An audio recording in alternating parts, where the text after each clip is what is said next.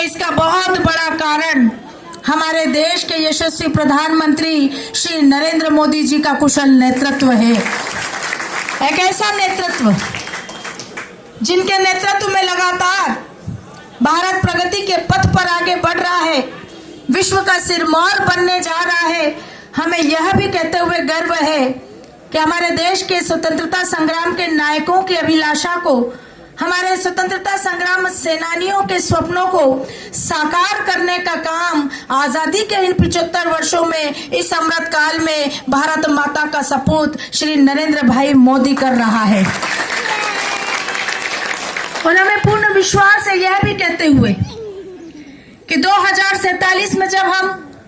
आजादी का शतक लगा रहे होंगे, तब भारत सिर्फ विश्व गुरु के पद पर प्रतिष्ठित ही नहीं होगा, बल्कि वह विश्व का नेतृत्व करने वाला एक आदर्श राष्ट्र भी होगा। और इसीलिए जब आज ऐसा वातावरण हमारे देश को मिला है, ऐसे प्रधानमंत्री के रूप में कुशल नेतृत्व हमें मिला है, तो हम एक एक कार्यकर्ता एक आदर्श नागरिक की भूमिका निभाते हुए, अपने संविधान को मजबूती देते हुए,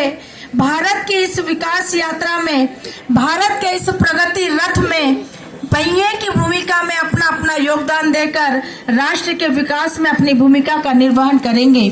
आज वास्तव में यही संकल्प लेने का दिन भी है कि हमारे संविधान ने जो अभिलाषा हमसे, अपेक्षा हमसे रखी है, वो अपेक्षा क्या है? वो अपेक्षा यही है कि देश के नागरिक होने के नाते इस देश के प्रति हमारे कुछ कर्तव्य हैं। हम अधिकारों की बात तो बहुत करते हैं कि हमारे अधिकार होने चाहिए, हमें अधिकार मिलने चाहिए, हमें समाज को आगे बढ़ाने के लिए यह सुविधाएं चाहिए, हमारे जीवन को बेहतर बनाने के लिए हम सरकार से बहुत सारी अभिलाषाएं रखते हैं। हम निश्चित रूप से अधिकार की अभिलाषा रखते हैं, लेकिन उसके साथ साथ हमें अपने कर्तव्यों का भी ध्यान रखना पड़ेगा। हमारे देश के प्रति, हमारे राष्ट्र के प्रति, हमारे समाज के प्रति, हमारी धर्म संस्कृति के प्रति हमारी जो हमारे कर्तव्य हैं, उन कर्तव्यों का निर्वहन हम कर पा रहे हैं या नहीं, ये मूल्यांकन हमें स्वयं का करना होगा। हमने देखा है कि हम अधिकार और कर्तव्य में सिर्फ अधिकार याद रखते हैं, कर्तव्य भूल जाते हैं। हमारा देश एक आदर्श देश तब बनेगा जब हम अधिकार और कर्तव्य दोनों में संतुलन बनाकर आगे बढ़ेंगे। हमारे देश ने हमें क्या दिया, हम ये कभी ना सोचे, क्योंकि आज जिस पावन भूमि पर,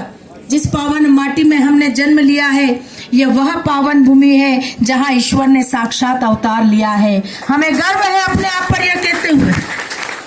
कि विश्व का एकमात्र देश, विश्व की एकमात्र पावन भूमि हमारे हिंदुस्तान की पावन भूमि, जहां ईश्वर साक्षात अवतार लेते हैं, ऐसी पावन भूमि पर जन्म लेने का गौरव अगर हमें हासिल हुआ, तो हम ये देश से ना पूछे कि देश ने हमको क्या दिया, बल्कि हम अपने आप से ये पूछे कि हमने अपने कृतित्व से, अपने व्यक्तित्व से अपने देश को क्या देने का काम किया। हमारी कोशिश ये होनी चाहिए कि हम जिस भी क्षेत्र में जहां भी काम कर रहे हैं, हम अपने अपने दायित्वों का निर्वहन बहुत ईमानदारी के साथ करें। आज अगर हम किसी दायित्व पर पहुंचे हैं,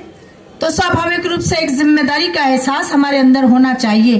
क्योंकि अगर जिम्मेदारी का एहसास आपके अंदर नहीं है, अगर वो दायित्व बोध आपके अंदर नहीं है, तो उस पद के साथ भी आप अन्याय करते हैं, अपने आप के साथ भी आप अन्याय करते हैं, और कहीं ना कहीं संविधान की अपेक्षाओं पर भी खरे नहीं उतरते। इसलिए अगर हम परिवार में रहते हैं, तो एक परिवार में रहते हुए अपने माता पिता के प्रति हमारा दायित्व क्या होना चाहिए, अपने बच्चों के प्रति हमारा दायित्व क्या होना चाहिए, ये हमको हमेशा याद रखना चाहिए। यदि हम समाज में रहते हैं, तो समाज के प्रति अपने दायित्वों से हम मुंह नहीं मोड़ सकते। अगर समाज हमसे कुछ अपेक्षा रखता है, हम किसी स्थान पर पहुंचे हैं, तो हमें आगे बढ़कर समाज को भी वो सब कुछ देने का प्रयास करना चाहिए जो समाज ने हमसे अपेक्षा रखी है। और यदि राष्ट्र के किसी दायित्व का निर्वहन हम कर रहे हैं, तो स्वाभाविक रूप से हमें अपना सब कुछ छोड़कर भारत माता के लिए समर्पित हो जाना चाहिए। और इसलिए आज